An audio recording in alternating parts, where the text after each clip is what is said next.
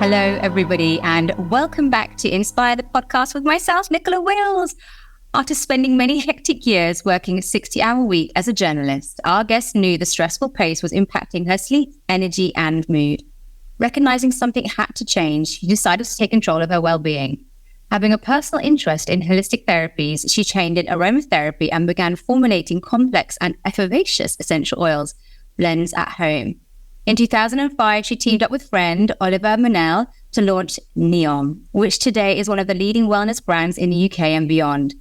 Today, NEOM's mission is to help boost people's well-being around the world through small steps that can make a big difference. Please welcome Nicola Elliott. Hello. Hi, darling. Thank you for having me. Oh, of course. Thank you so much for joining us. So obviously in your bio, a very successful CEO, you've got it all. But in this podcast, what I love to do is to really go behind the scenes of what it took, the stories behind the success, and just how did you get to this place? So if it's okay with you, I would like to go right back to the beginning and share baby Nicola. Where did it all start? Go for it. Do you mean baby Nicola, or do you mean baby Nicola pre-NEOM? Baby Nicola, where were you born? What's your life growing up?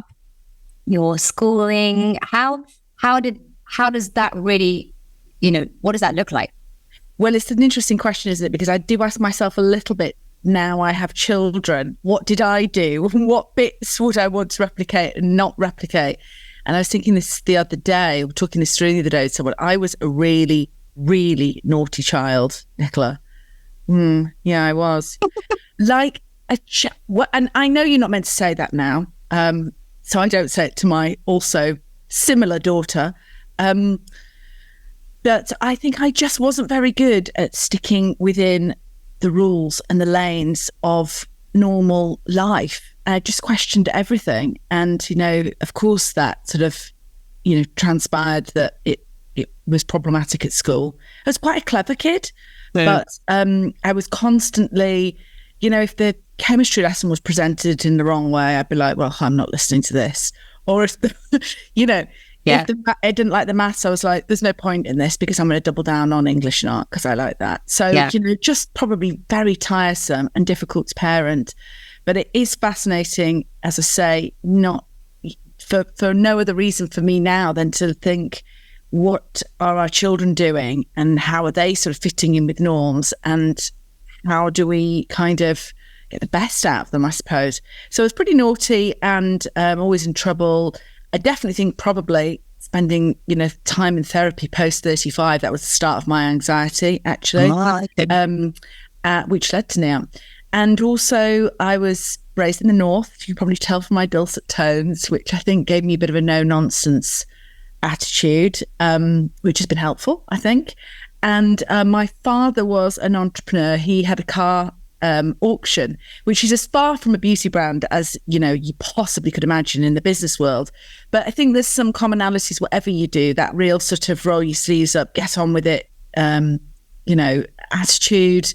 And that sort of belief that you can do anything and a desire to want to work for yourself. It did quite well in the corporate world later on. It's sort of, I suppose you would call corporate world. I worked at Condé Nast for nearly 10 years as a journalist.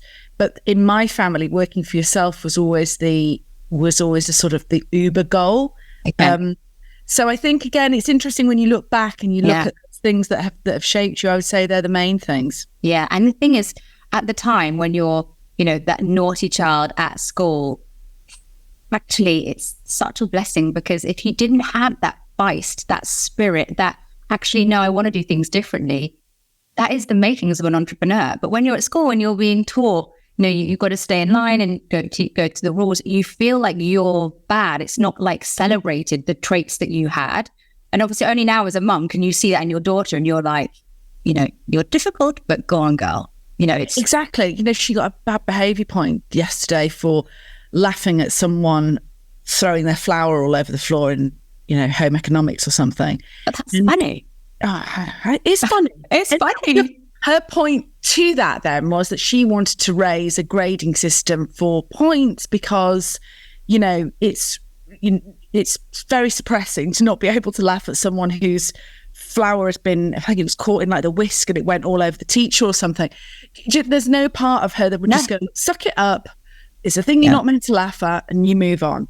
And so those little things that you can see, they start early. They're way more challenging to parent. Of course they are. Yeah. And on a small thing like that, it's less of a problem. When it becomes something bigger and she's arguing about, curfew or whatever, clearly it's harder. But it's got to start at that point because it's just sort of intrinsically your belief and it's in you.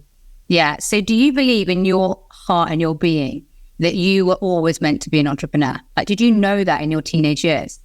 Well, I wanted to be a journalist and I was a journalist and I loved that. But I was quite clever, but I was really good at English and maths, and I was pretty useless not English and maths, English and art, and I was pretty useless at everything else. And I think that stood me in really good stead, because the kids that are really clever at everything, they've got loads of choice, right? Yeah. Whereas I had very little choice. What can you do with English and art? And so I really wanted to be a journalist. And I was very passionate about that, and I did love that career. I left for different reasons, but I did really enjoy my time doing that. But apart from that, I think really being an entrepreneur was the only thing that fulfilled the skills that I had. And I'm really a fan in life of going towards the things that you're good at, rather than working super hard and doubling down on the things that you're less good at. So I agree. Yeah, I think that was probably always in me. And it's something very creative about being an entrepreneur, especially doing the sort of thing I do. Possibly not if you were, selling widget valves over and over again. But I love the idea of building something. What will the community look like? What will the brand look like? What will the products look like? How will we present it? I can almost see it sort of, like people might see a house renovation or designing a fashion collection. I see the whole thing, and putting it together, building it is a really creative process that requires a whole load of gumption at the same time, those two sort of skills. So, it's words and it's pictures and it's emotions coming to life. Yeah. And I think if that is the heart of your skill set, being an entrepreneur is a really, really good outlet for it. And there's so many other things I would have loved to have done. Even yesterday, I'm sort of thinking, I'd love to do like really healthy food cafe chain or something, Yeah. And I could see what it'd look like, and I could see what would be. I can do that for many different businesses, and it gets me excited. So, I think that was one of only a few possibilities for me. I certainly couldn't have been a lawyer. I did do work experience for a week being a lawyer, and then I sat in a room going, "Sorry, I've got to read 24 files on my own in a room. No, this isn't going to work for me. No. And remember them. No." Oh my God. So, my choices were limited. And you touched on that you had anxiety. How, through your teenage years, kind of the early 20s, when you were, going to university and you were at Condé Nast, what was your confidence like then? How have you always been confident? Obviously we see you here for me now, and you're like, you're the feisty CEO, but has that always been the case, that you had that self-belief? Yes, I think so. I don't big myself up in many areas because I'm typically northern. Yeah. I think I always have been quite confident. That doesn't mean I don't question myself. I don't think I get things wrong, or I can't see my flaws, because I absolutely can. But I think quietly quite confident about what I'm doing and where I'm going, and why on balance I'm going in that direction. We spoke before the podcast started about sort of only not having to be perfect. I think that comes from a belief of, I think it's crazy to think you would be perfect at anything or in any capacity. So I think when you get that into your head, and you're only really going for sort of 60, 70, 80% of anything, because that's what you believe is the right possible way of moving forward, then actually I think with that comes confidence. Whereas if I believed intrinsically that things have to be 100%, I have to be 100%, my God, of course it would threaten my confidence, because every day there would be signposts as to you're failing. Yeah. So lower the standards, and then the confidence, I think, comes alongside it. Love that. That's such great advice. And so you're in your 20s, you're working at Condé Nast, and how long are you there for? So I Condé Nast was where I worked latterly because I worked at Glamour magazine, but I worked at EMAC. I love Glamour. Love Glamour. Oh my God, it was like my Bible. Brilliant. What does Glamour say? Okay, this is what I need to do to get a date. This is what I need to wear. The date to go well. It was just. I hope you weren't taking too much advice from that, because that was probably just me being like. So that was one of the best jobs ever. I worked there twice, actually. I worked as a junior and then I went back to work as a senior sort of later on. But I worked everywhere. I did Marie Claire. In fact, I did Marie Claire in Australia. I came back, I did Heat, that was in the fun times when it was all Celebrity Madness. I did Minx, which was a teen magazine. I worked on InStyle, doing the covers, going to LA, New York. Wow. I did the same at Glamour. I met the best friends of my life. I bet. And they still are. You know, we had such fun. It was brilliant. It's obviously a very different time now. Yeah. But it was brilliant and I loved it. It was just a fantastic career. Not particularly well paid, and you worked crazy hours. It was your life. Like it's like being a performer, the same. It's like if you're a performer, if you're a journalist, you live, breathe, sleep. There's no hobbies. Like that is your whole life, isn't it? Your being.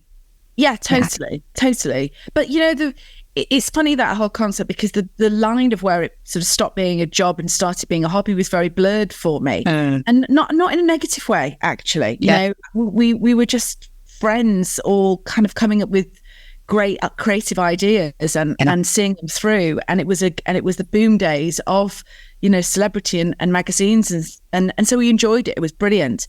But I do think, working that hard, obviously when you're working with America, the day could only start, I almost had 2 days, because you did England in the till 4, and then you do New York, and then you do LA, and LA didn't start till 5. So, you know, that was sort of, and then you would start really wrangling with publicists till 9 o'clock at night. And, you know, it wasn't just my job. I think, look, I was 25. What you did at 25, you're partying like a nutter.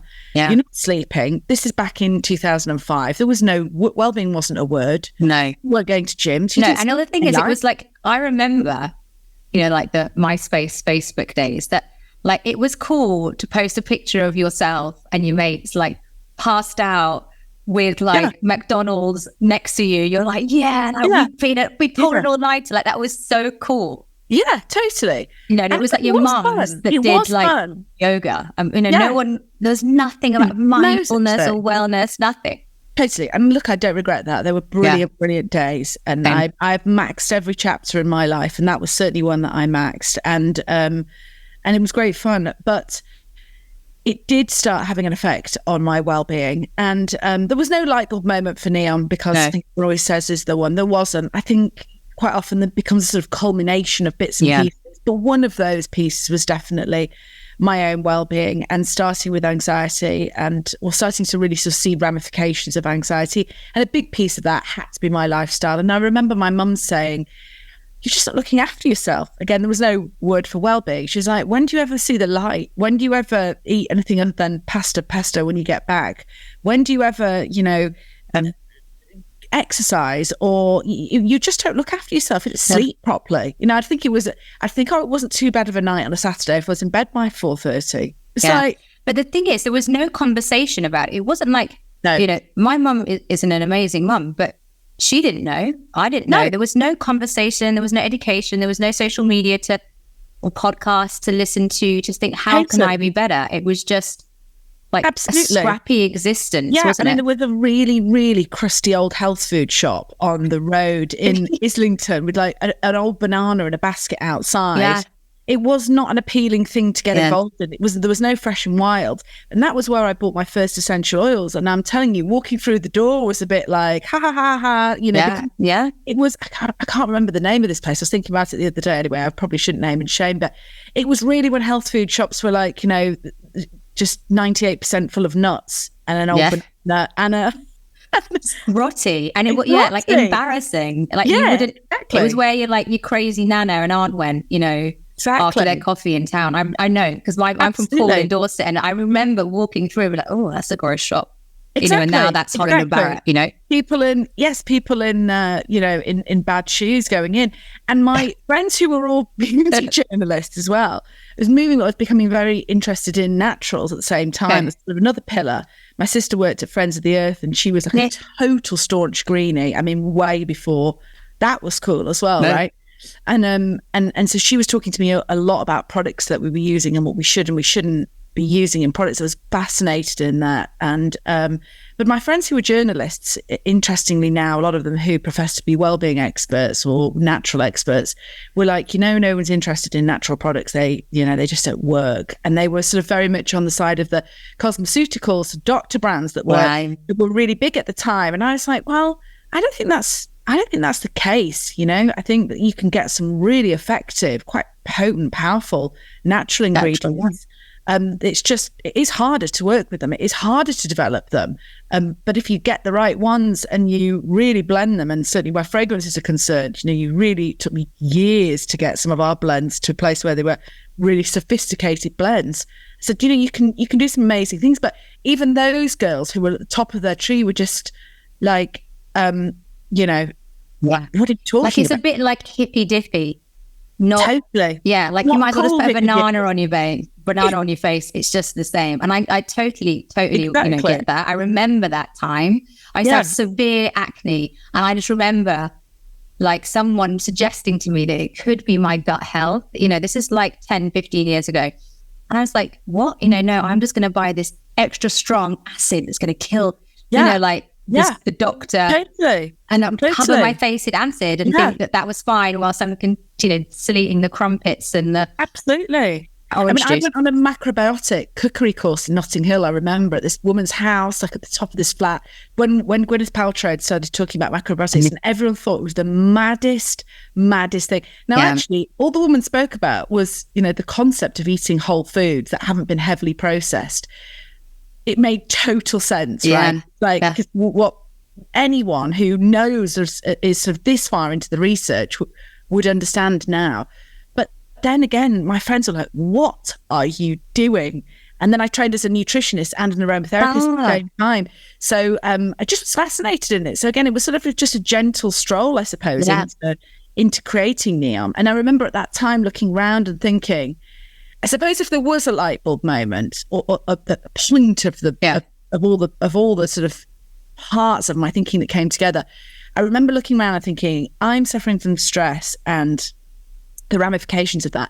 Every one of my friends seems to be suffering from either stress or poor sleep or lack of energy or a mood imbalance. It was sort of the realization that those 4 pillars were the 4 things that you needed to keep in check. And those 4 pillars, incidentally, were the things that everyone had 1, if not 2, if not 3, if not 4, out of kilter.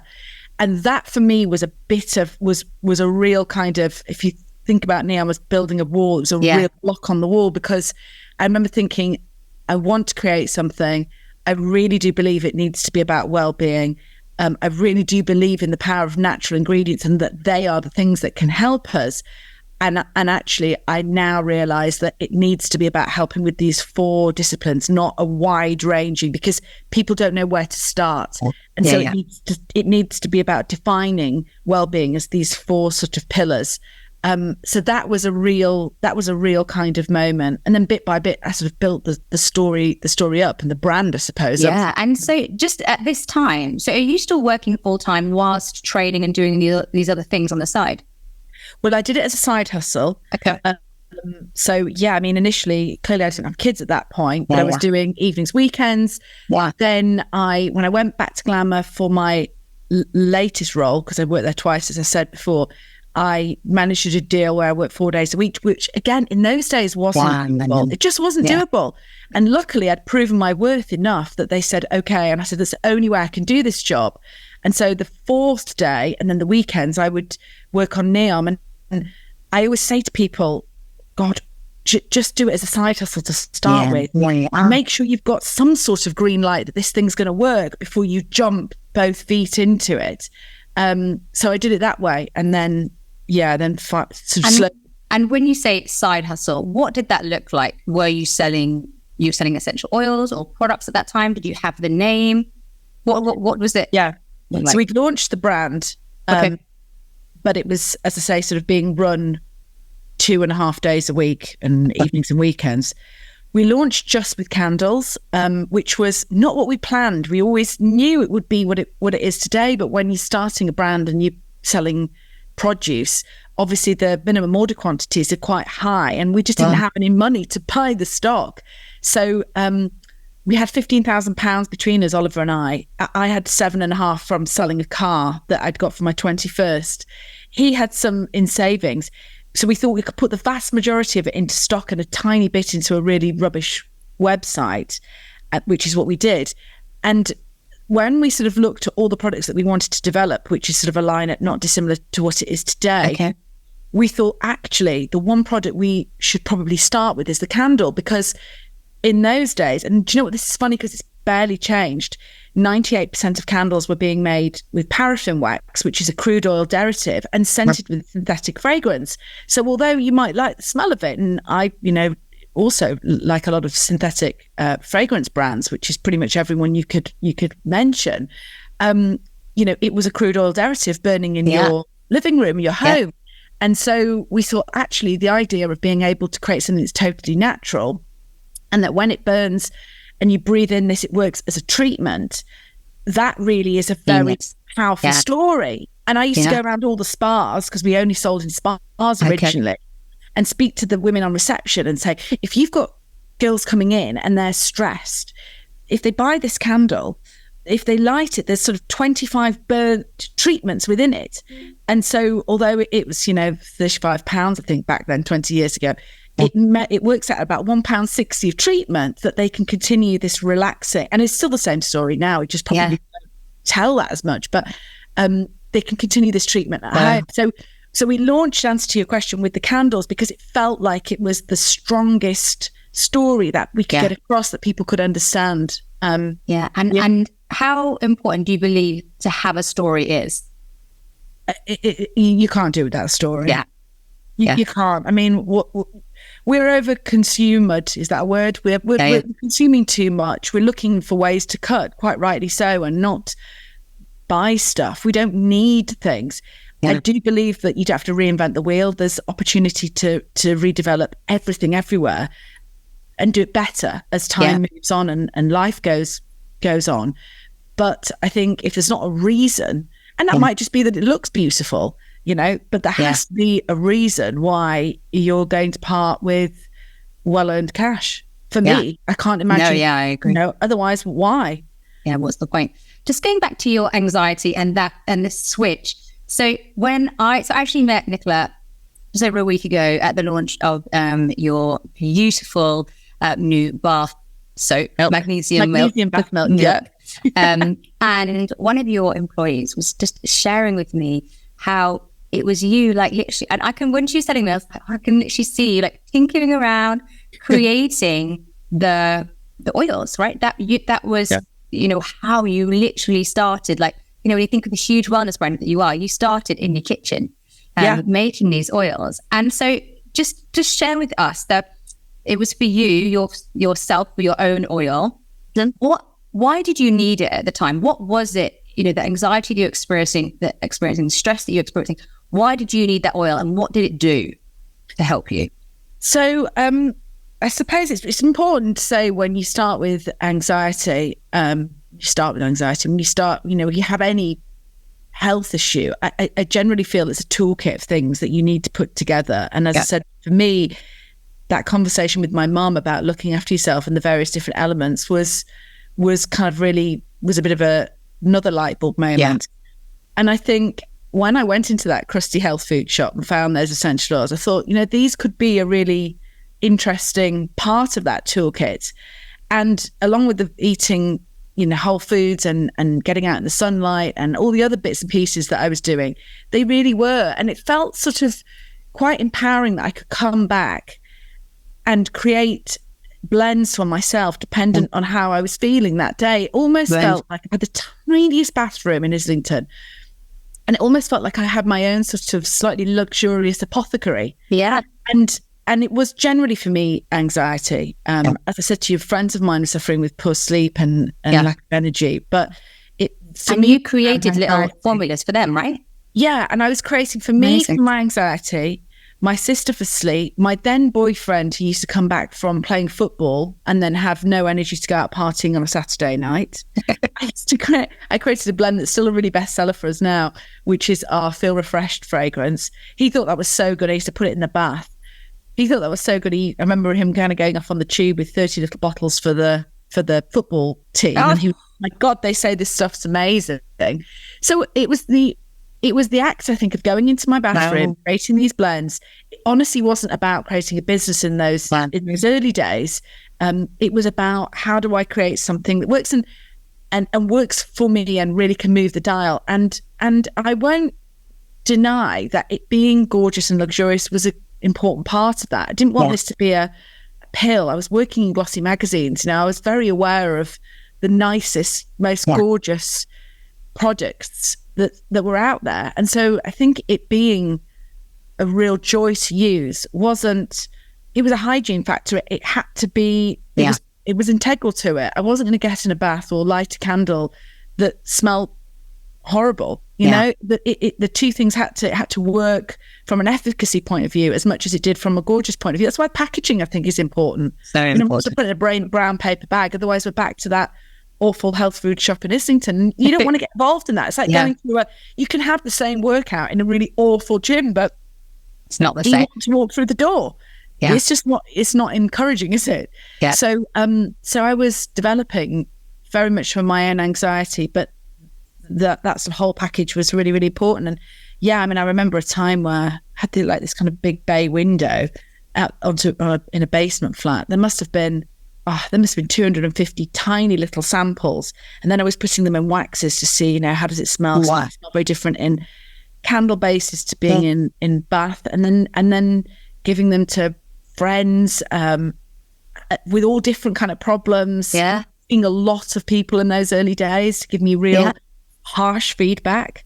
So that's how it started. Just amazing. And I just think there must be people, well, there will be people that are listening to this that are in the same position right now. They're kind of like, they're bathroom, bedroom, kitchen entrepreneurs, kind of dreaming and wishing and like this big brand, but they're in this point.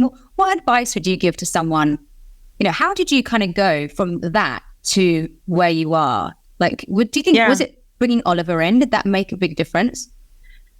No, I think it was a few things. I think it was, you have to think big, but then also small at the same time.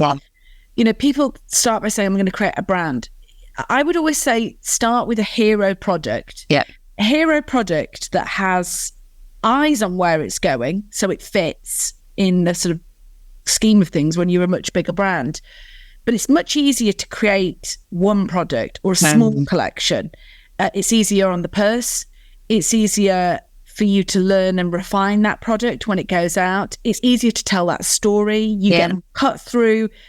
People get worried if they start with one product. Let's say, if they want to start a homeware brand and they start with one cushion, they get nervous that, well, then I'll be a cushion brand forever. No, you won't, but you'll get a lot more cut through and it'll be a lot easier for you to manage every level than you launching a homewares collection of 100 pieces, for example. So I'd say start small, but with an eye on big. I'd also say, and this, we've touched on this with regards to life, I am really not a perfectionist. You've got to lower the bar. If I look back at some of the stuff that we did in those early days, I would absolutely cringe. And so much of it didn't stick. That's fine, because you test and you learn and you iterate, and you test and you learn and you iterate. So just getting yourself out there. Say you're doing a cushion brand just because it's at the side of me, and you just go, I'm going to do one cushion in blue with a slogan on. And then you realise people don't like the blue as much as the red. They don't like that slogan as much as that slogan. That's going to happen. Learn. Just start with it. And so many people, I think, get nervous of making those initial mistakes, and it's part of it. And you have to commit to dropping those balls, being part of the process. Yeah, totally. And I feel like sometimes, you and I've definitely been this person. I have such a vision for what I can create which almost overwhelms me. So I don't do anything. And even though it's like the tiny steps forward, it's like, I can create this, but how just doing it. And that's just amazing advice. It's just start with one, nail that, and then grow from there. Absolutely. And you will be surprised. Even if I was doing something tomorrow with a whole load of cash and knowledge and access to people, I would still do it that way. Yeah. It's not me saying you've got to cut your cloth. It's actually the best way to start a business because, as I say, it allows that cut through to happen a lot quicker, and it allows you to test and learn and therefore grow quicker. So it's not about, well, I know you can't, therefore this is the way to do it. It's the right way to do it.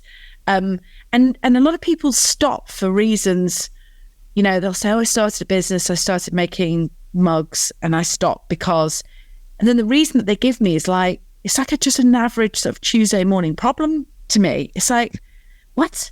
There's no reason to stop. I mean, even if you went bankrupt or the mugs all smashed or you got a terrible, so, do you know what I mean?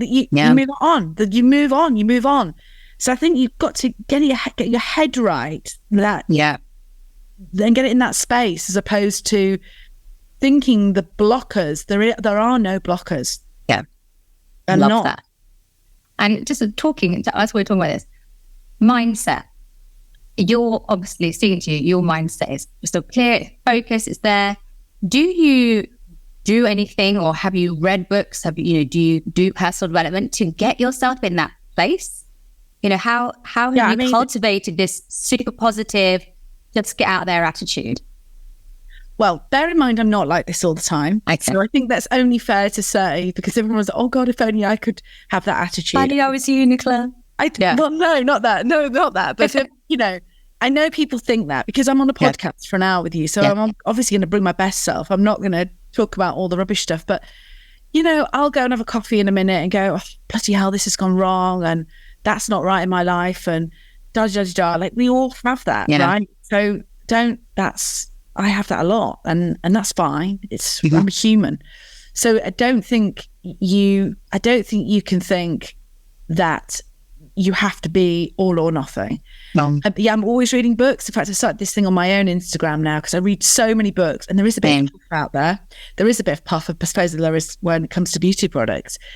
So I'm really interested in learning from people, and you might just pick up one thing. So I'm always looking for that. And I think I live half my life in Yorkshire and half my life in London. And whilst I love Yorkshire in many ways, and I'm outside of my horse and my daughter a lot when I'm here, you definitely see that we are still surrounded by quite small parochial mindsets a lot, you know, especially when you're outside of London. But anyway, and I think that's really hard to sort of battle against. So you have to surround yourself with people who think the same as you and are pushing you in the same direction. And then I think that's really important. And that's not just the people, it's the things you read, it's the things you consume. You've sort of almost got to, I suppose, like if you want to be healthy, you've got to say no to eating cake every day. You've got to also sort of say no to those forces in life. And they're not bad, they're just maybe people that aren't aligned to what you think. So then that's a massive work in progress for me. But doing that, and then the same with what you ingest with books and information. And I think this took me to get to midlife to be like, thank you very much for your advice, but no, thank you very much for that book, but it's a bit useless. Like, you know, editing kind of constantly through things. But there are some brilliant books and some brilliant people that I think are fail safes that I definitely recommend a lot on my Instagram, because I think there's some, you know, again, rewind back to 2005 and the self-help book genre was a bit tragic, right? Yeah, I did 2007, like The Secret came out and it changed my life. But that was the one book, you remember, the DVD that I watched, and I remember thinking, oh my God, this is the answer. What I find really fascinating is, I was doing some research on this the other day, and the vast majority of research into positive psychology, happiness, gut health, all of the things that, you know, have been such incredible kind of awakening pieces of information for us have only been found out in the last 5 to 10 years. Wow. And it's really, it's worth knowing, because when you sit and you talk to our mothers or whatever, and they say, oh, we didn't have that in my day. So no, you didn't know. You didn't know. And no one knew. Yeah. Nobody knew. So there's so much amazing information. So when you think, is that a bit woo-woo? It just wasn't available. And because we're now talking about wellbeing, we're demanding to know more so we can feel better, from everything from food to information to, knowledge about sleep health, etc. Then, surprise, surprise, the money has been put into the research, and the research is then being given back to us. Yes, yeah. So I think it's worth knowing that sort of is relatively new, and therefore a whole world to get involved in and learn from. Yeah. And I feel like for me, before I did any personal growth or development or understanding who I was, it was such an awakening. I was like, oh my gosh, that I actually have control of my thoughts and my mind. And, I remember I used to go to auditions and be so crippled with anxiety and nerves, thinking everybody's better than me. I'm just rubbish. And if I knew, I will say it's like what I know now, if I knew in my 20s, oh my goodness, I'd be a different human in a different place, living a totally different, probably movie star life. That's what I want to say. But you know what? It was just my mindset and my belief on who I was that kept me in that small box, basically. I think the real shifter for me was, I love Mo Gaudat's book Soul for Happy. Yeah. I think that was I love Mo. I think he's an amazing guy. That was a real, my sort of top 3 books. That would be up there in terms of changing the way I look at the world. Yeah. And what are your other 2? Oh God, top 3. Oh, sorry. I'm just looking around at my shelves. What do I really like? I really love everything that Rangan Chatterjee does, actually. I rate him. I mean, it's quite an easy step into understanding well-being, but because he's a GP, but he's a holistic GP, I think he's really does a really good job of explaining stress, and he also very much, as we sort of do at NEOM, believes that it's about a toolkit. Obviously, it's not one thing. Yeah, so I think if you're sort of new to the well-being journey, I would definitely read just a stress book. He does a happy book. Everything he does, I think it's pretty good. And then what else do I particularly like? Oh, do you know what I love? In fact, I just posted about it the other day. I love the Cat Comfort book by Matt Haig. I don't know that one. Matt Haig's very famous for the Midnight Library and a lot of the novels that he's done that kind of make us think about things in a different way. But the Comfort book it's a really nice book to gift to people. It's sort of a little book, a page every day you can look at. And it really makes sense and resonates. And Brianna West is also brilliant for that. Her Instagram is fantastic as well. Yeah. Just so it's a small bites of wisdom. Yeah. I've got about 20, but they're really up there, I would say, in things that really make sense and aren't sort of regurgitating information. Yeah. And I think as well, just for our listeners, but just it's an ongoing process. You never feel like you've arrived. There's one book that has all the answers. It's like our mind is just like our bodies. If we want to peachy bum, we have to go and do the squats 4 times a week. It's the same with our mind. If we don't use it and understand it, it just kind of. And I, over the summer holidays, I didn't really do much of anything. And I started the year back in September, and I'm like, I feel like a mush in all areas because I haven't stayed on top of, just kind of the basics. Yeah, but that's fine then as well. Also, sometimes now I have days where I think, I'm actually going to be quite lazy today. Yeah. Why not? I feel like it. And you don't have to be on all the time. Yeah. But I think to your point as well, you hit different phases of your life, don't you? And everything you've learned that you made sense to you when the children were little, suddenly the teenagers like, oh my God, I've got to learn again. Suddenly you're 45 and it's like, all the thing, it made sense at 20, 30, 40. Now it's like a completely new set of life problems to use. Yeah. So that you didn't even know existed. Yeah. Yes, exactly. Then we'll be in the next generation. Yeah, exactly. So it's a never ending thing. But with no end game. Yeah, exactly. So Nicola, talk to me about you have a partner, a business partner, Oliver. And that is, I loved learning that NEOM is just your initials. How amazing. But it sounds like such an amazing, like, oh, you know, I've got this from this old book or something. But actually, just saying this, your initials is so simple. Well, do you know there's a really boring story behind that? Tell me the boring story. Well, it's quite useful for people that are starting a business is when you're launching something that you want to be a direct-to-consumer brand, which we always knew we wanted NEOM to be. And one thing we were kind of quite progressive with in the beauty space, that we were born at a point where people were starting to discover brands online. Before that, just in stores.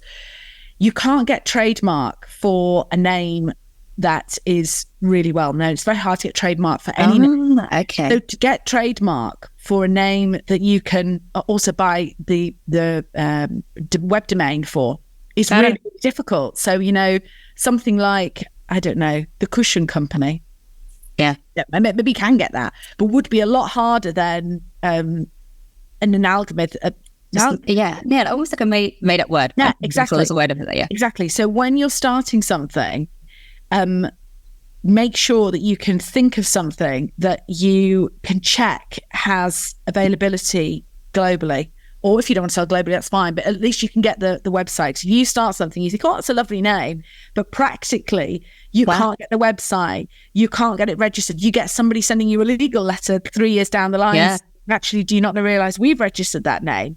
So making up names a bit like a Kodak or a Google, that's why these names now exist, because it's hard to get names elsewhere. So it is a boring story, but I think it's quite useful. It's so interesting. No wrong with that. Yeah. And how did you know, like, you know, having a business partner, it's a big deal. Was it your idea and you spoke to him and it came on board? Like, how did that happen? Yeah, so I knew I wasn't great at finance, and I knew I wasn't great at operations. I didn't want to be involved in the operations. And I always think if you're getting a partner, and by the way, this might not be a business partner, this might be about you hiring this in. Yeah. Most people say to me, oh, I've gone into business with Jane or whatever, and she is, we both love fashion, or we both love cushions or whatever. And I always think, oh, that's not going to end well, because you're going to stand on each other's toes. Whereas when you have a very split skill set, you can both take one half of the business. And so, you know, the rule was anything that you touch, feel, see, to do with the brand, to do with the magic, to do with explaining the projects, to do with creating the brand, would be me. Whereas I was not going to argue with Oliver about what warehouse we went into, or, you know, what system we had on the back end, or what, you know, when the accounts were filed. So I would always say, make sure that you are really, because I understand the benefit of having somebody who can chivvy you along. Yeah, like almost like your best friend doing a business together. But it doesn't last. Yeah. It doesn't last, because in 1 year, 2 years, you've got 2 or 3 friends, 2 or 3 employees. You've also got your partner, your friend, whatever. So you don't really need that as much as you think. Certainly as time goes on, what you do need is somebody that you can rely on, that takes a big part of the business that you know you're not great at, or you're not interested in. So always choose your partner wisely, and make sure that it's somebody who is very different to you. Might have a very similar mindset and a similar ambition. I'm not saying that, but it's very different in terms of skill set. Yeah. And you're a mummy of 2 beautiful children. Just, you know, obviously they're a little bit older now, and, you know, you're in a different stage of your life, but just talk to me. And I think, because I'm so fascinated with those, when they're like, you know, babies going up through to 10, 11, 12, before they come a little bit more sufficient, how on earth did you grow this brand and be a mum and make it all work? Like, was it a kind of crazy mess the whole time? Yes. Oh my God. Thank you so much. It was a crazy mess, but also this is not I don't really like saying this, but I've got to be honest with you. Yeah.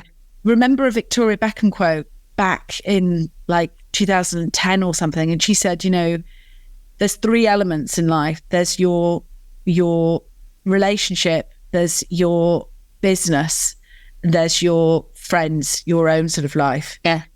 If you want to be happy, if you want to succeed, you have to choose 2 of the 3.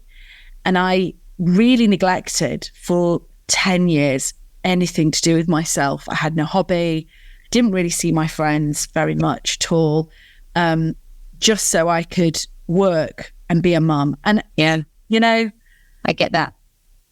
I don't know. Would I have done that differently? Maybe. I'm not saying do that. I just think it's really unfair of me to say I got the balance right because I didn't. And, you know, I think you've got to look long and hard at your marriage and who's prepared to put in what amount of work. My ex-husband was great, actually, really, really great. We're not together anymore, but we were, and he was great. And we didn't have any money for extra help at that time. Yeah. Exactly. That's the answer. I'll just, get help. But, at the beginning stages, you don't have that extra. Have the cash. And also, some people feel, not that I think you should, feel guilty and you feel like you're wasting that time. And, it's just really, really hard. So I can't say, and the pressure is on us, isn't it? That we put pressure on ourselves as women. I don't feel like that was ever something that my now partner, my then husband, ever, if you ask this question. If we were two dads sat on here, would I say, so Steve, how do you feel that, you're growing a business and you're a dad? It's like, what? I mean, I'm not having to go at you for this because you asked the question, but it's just interesting. My current partner is the CEO of a business and he gets interviewed more than me. And I said, do you ever get asked about work-life balance? He just laughed. I know. I said, there's no interview that goes past without me being asked about that and it being a massive part of it. And again, that's no slur on you because people are interested in that. But he has never, ever been asked that question. And it's interesting. I saw a thing on TikTok yesterday, and it was they'd overlaid questions to male sports stars that they'd asked female sports stars. Oh, and it was so powerful because they're saying, you look great in that outfit. Do as a twirl, and the man's like, not overlaid. They'd asked the same. Yeah. And the guy's like, sorry, is something wrong with you? Yeah. And all of these kind of questions that, you would only ask of women. And that in itself, it's a double-edged sword because you're interested because you want to know. And I get that, and your listeners are interested. But the more we ask that and the more we make that, one of the most important, the more the balance is skewed. And so, I don't know, I think that's really hard. I think we've got, without going political, I think we've got a massive issue with childcare, with women in the country at the moment. That's where I see all of my really talented girls fall off a cliff. Oh, really? Yeah. 27, 28, 29, have the first baby. And it's just, because, and also I feel, and I ask you the question because, and it actually makes me emotional. I'm so ambitious and I'm so driven, but and I guess a guy wouldn't feel this, like within my heart, I feel a sense of guilt because I feel like, I don't know, maybe the world, maybe it's that the society thinks, well, Nicola, by feeling that and wanting to do that, then you're not being a good mom, and it's, and does your husband feel that at all? No, of course not. He did. Exactly. And I wonder whether we have enough, whether we have enough role models. Of course. Of older women. We are. We are the examples. Exactly. And I find that now, but I'm 45, but I find this is kind of a thing for me that I'm quite passionate about with speaking to young women, is trying to show them, by the way, the 2.4 thing doesn't have to be the answer. By the way, your children can still be happy if you work like a nutter. By the way, that you can drop balls. Is trying to give them examples that aren't too, I don't mean hero worshipping, somebody who's done something right. I mean, actually, the reverse of that. Here's somebody who's done something a bit left field, a bit different, a bit for herself, and actually it kind of works out okay. And here's just a path that might be of use to pick through. And I can't think of many women that aren't very left field where that's concerned, i.e., didn't have the children maybe and worked all hours God sends in the city. I can't think of that many women who are 10 years older than me that I can go to and I can say, help me, tell me. Yeah.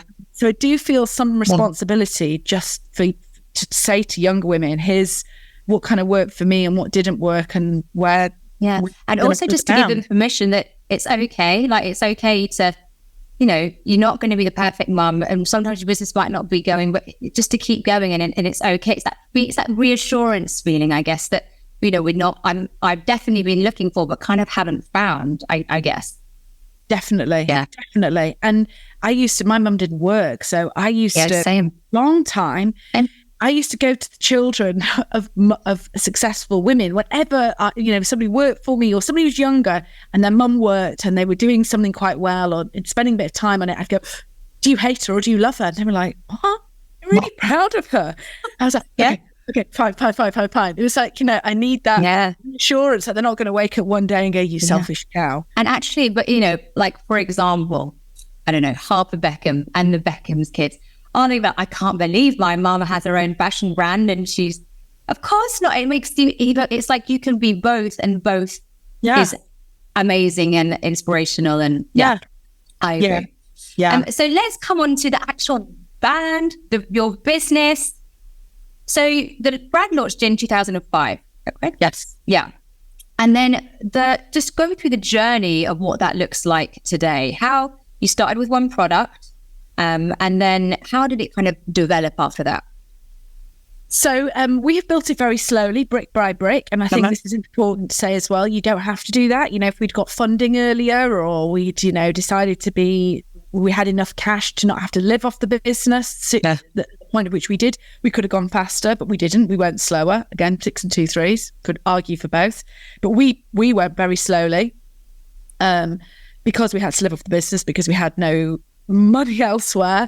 And because also we wanted to learn and we wanted to retain control. We didn't want to get an investor in early on. We wanted to be our own bosses because that was part of the entrepreneurial journey for me, more than making the money actually, or certainly as much. So we went really, really slowly. We launched with the candles. Then we went to hand washes and hand lotions. Then we went to reed diffusers. So we slowly built it up. We were very late to open our first store. That was sort of after we'd got quite a lot of wholesale customers. I think we had about 300 wholesale customers. Wow. That's individual mom and pop kind of stores. I used to go around. I remember I had a Mini at the time. I used to sort of figure out, obviously days before sat now. My God, I'm so old. We used to like print the map off and then figure I can do 7 trips in a day to see people, re-merchandise the stock, explain the brand, try and sell them more, come back away with another order, that kind of thing. So started really, really small. And then we were online and offline. So we sort of had this multi-channel business, as I said. Times it was sort of more offline, and then as people started buying more, it became more online. We're now almost more than half online. And then we eventually decided to open our first store. So we opened our first store in Wimbledon, really small store, and it was a relatively cheap rent and rate. So we could sort of trial that out without feeling we've done everything, I think, quite gingerly. Again, because we had, so we could never really bet the farm. We always had to go quite slowly. And then sort of fast forward from that, and now we're, England is still, the UK is still our number one market, but we're also making really great progress in North America. So I go out there twice a year. We have 7 stores now. We're just opening next week our new store in Bicester, proper big, brilliant store in Bicester. And Bicester Village is just the dream. So excited. We've got 5 really big now proper counters opening next month in John Lewis. So, downstairs in the proper department, not being on a shelf somewhere, which has only took me 10, 12 years to get there. It's been hard. It's been slow, but I think we've learned all the way. And I don't know, would I do it again a different way? Maybe. It's your brand, it's your baby that you've grown. You haven't kind of had an idea and then passed it on. Like, it's still yours. Yeah, I can really tell that. Yeah, totally. I mean, even last night they were sending me a homepage banner for that goes live next week, I think. And I could see I'm tinkering with far too much detail on it, which, by the way, I don't usually. But there's just the odd thing where you go, no, that's gone off because of X, Y, Z. Or, why are we heroing 1-wicks and not 3-wick candles? Because the 3-wick candle is the traditional NEOM candle. That's the one that really is our hero.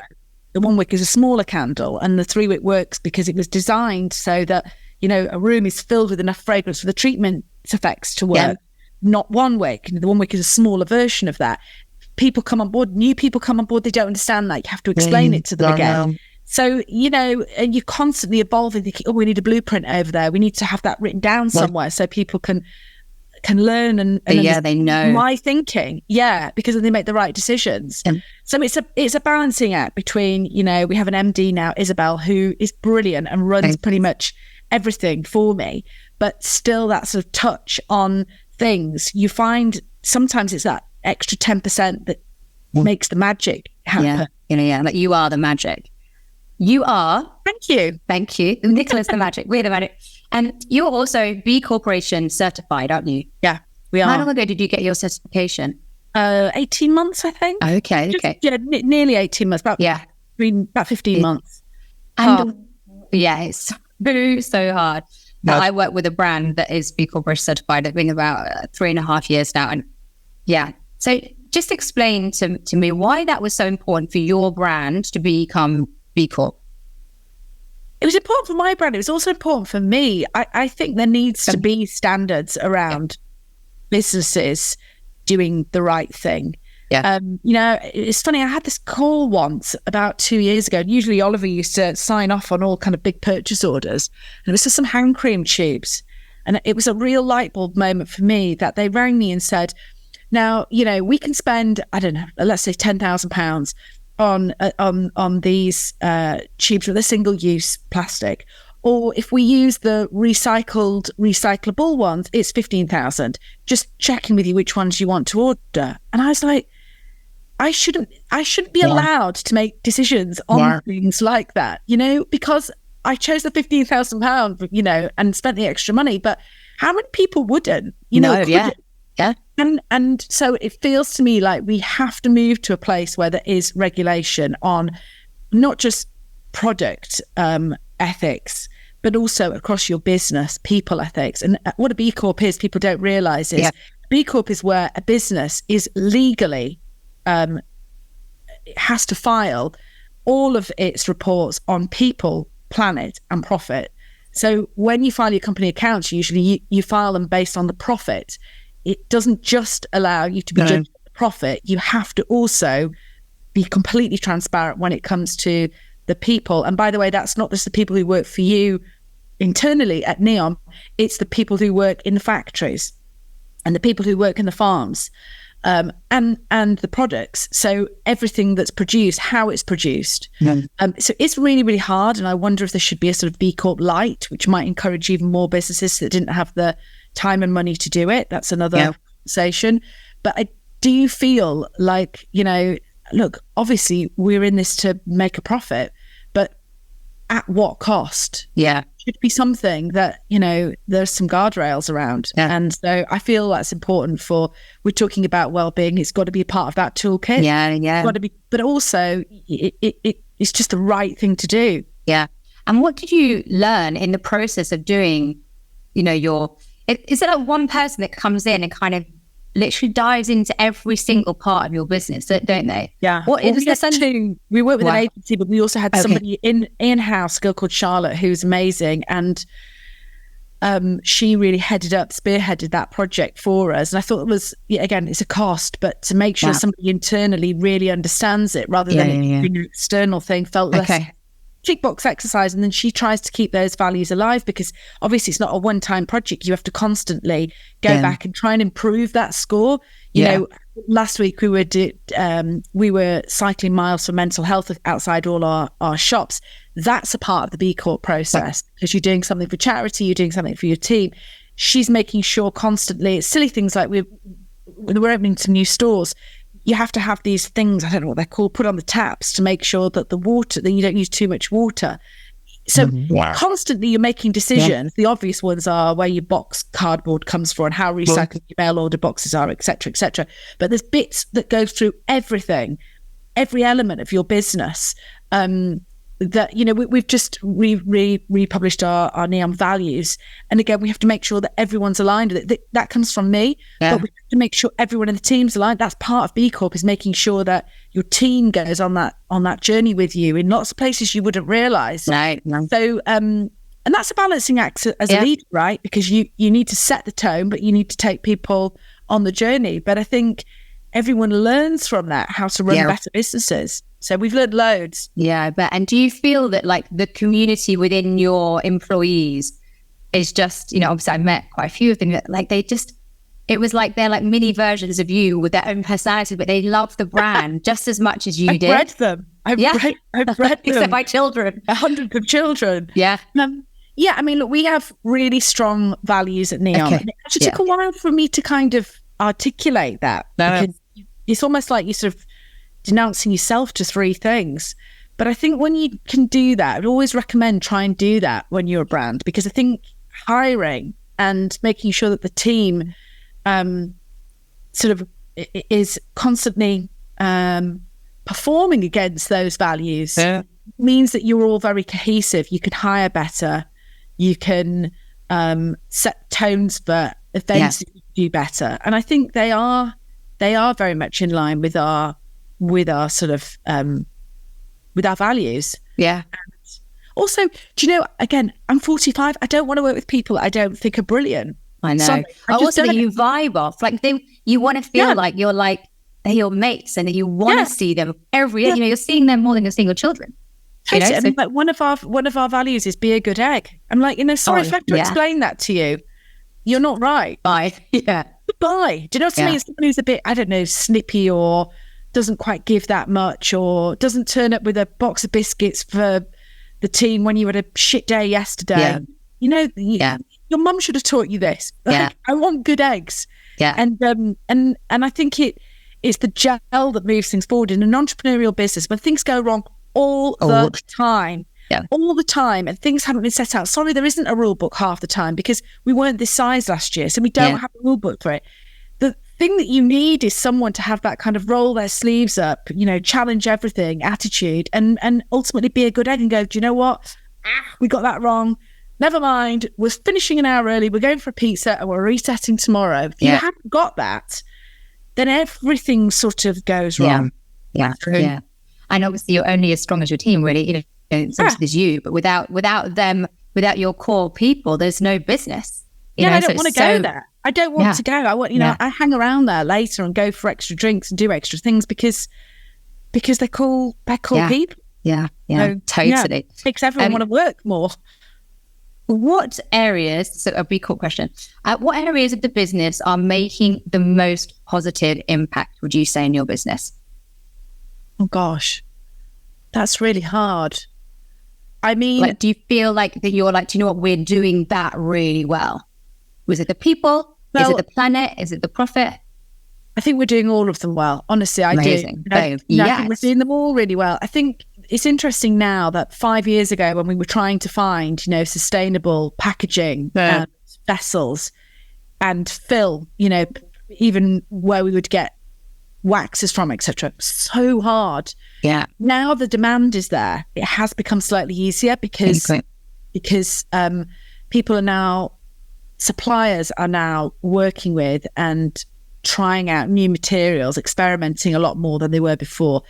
And I think because we're a bit bigger, that coupled with the fact that they're getting more demand in general from the industry means, we've got the ability to do more great stuff. So I think I'd say we're one of the best brands in the UK for making really good strides with that. I mean, pretty much everything that we produce is reusable, refillable, recyclable. So it's and we were built like that sort of very early on. Yeah. So I think we do a very, very good job where product is concerned. Really, really good. And people, I think we do a really good job where people's concerned. And we do well with the numbers. I think do you know what? Yeah. Hooray to my team. Hooray to my team for that. We are good at that. Yeah. Yeah. And what's next for you, Nicola? What's like your vision for yourself, for your business? So what you look inside, like what is it that you see? Well, we set this up to be the number one wellbeing brand, and we are there in the UK. We've got some real strides to make in North America. It's like starting all over again when you go to a new country. But having a brilliant team in place allows me to really focus on a lot more of the thought leadership stuff. I mean, even talking to you, I wouldn't have time, 5 years ago to sit and do a podcast for an hour and a half. And I'm doing training this afternoon. I would have had to have been, knee deep in doing stuff. And so I think the nice thing about growing and getting people to run that. Not only are they better than me because they've done it before, and so they are, and we can afford better people as well, of course, that's the reality. But is that it allows me to do a lot of that thought leadership stuff. So I can post on Instagram about books that I think are really amazing that also are going to help you on your stress journey. I can go on podcasts and talk about really the meaning behind NEOM so people understand it rather than just at product level. I can, spend more time really sort of thinking about those kind of big vision products. And we can afford to do products that might not even be those kind of quick, high sort of selling items, but they can be products that really help people. Or we do a wellbeing edit every January. It doesn't make us any money, but it's great for signposting people to other products that help. So that sort of high level thinking, which allows us to be that number one wellbeing brand and talk to our customers on a much more kind of bigger, wider level, I love doing. It's my passion. I feel I'm pretty well versed and well educated in that. And I think I have now the time to do that. So I love doing that. And then, we will open some more stores. Not many. We will open a few more stores. We've got some more in for next year. I am on a plane more because the children are older. So, I have no qualms about leaving 2 arsey teenagers as much. I did 5 and 8. So, Love that. And my final question for you is, what advice would you give to your younger self? I think be a bit more patient. I was always, and I still am, always in a rush. Oh my God, same. Yeah. I'm always like, if I don't, Scrabbles here, if I don't, and it doesn't really make any difference. You just cause yourself angst. You're going to get there anyway. Just enjoy the ride a bit more. That constant worrying, will I get there? And if I do this and if I do the other, I think take a bit more of a chill pill. Yeah. And I think, again, we, without repeating ourselves, being able to create that wellbeing toolkit, talking about it so you understand the importance of it, you see it as a necessity, not just a luxury. Yeah. Maybe if I'd known that would have helped me to create that sort of more balanced lifestyle and really honour those pockets of time for myself throughout the day, which maybe would have in turn helped me doing that. But I don't know, I would have done a load different, and I would have done a load the same. The thing is, if you hadn't been pushed to breaking point, we wouldn't have the brand that you have today. And so it's like that pressure, isn't it? A diamond is formed under pressure. Like, you had to get to that point where you were like, enough. And now you have this amazing brand. Exactly. And you have to realize, I got NEOM, it came at a cost. You know, I've done well here, it came at a cost there. Everything has got everything. Exactly. So if you want to nail that, it will come with that. And you have to pick and choose. And that's life. Nicola, it has been the biggest pleasure. I would literally sit and talk to you all day. I've got a million questions. But I just want to wrap this up by saying thank you. So much gratitude for myself and all the Inspire podcast listeners. I know that there's going to be so many nuggets that have been taken away from, say, even me just now. Like, right, what can I implement that I have just spoken to you about? So keep being amazing, keep shining. And I just, if you're not following Nicola on our social media, please, it's at Nicola Elliott NEOM, isn't it? That's right. 2 L's, 2 T's, at Nicola Elliott NEOM. Yeah. Yeah, because it's just so nice. It's just, I feel when I go to your page, it gives me the warm fuzzies. That's what it feels like. So thank you. Well, done. I love the podcast. You're doing a brilliant job as well. So thanks, honey. We'll see you soon. Take care, everyone. Bye.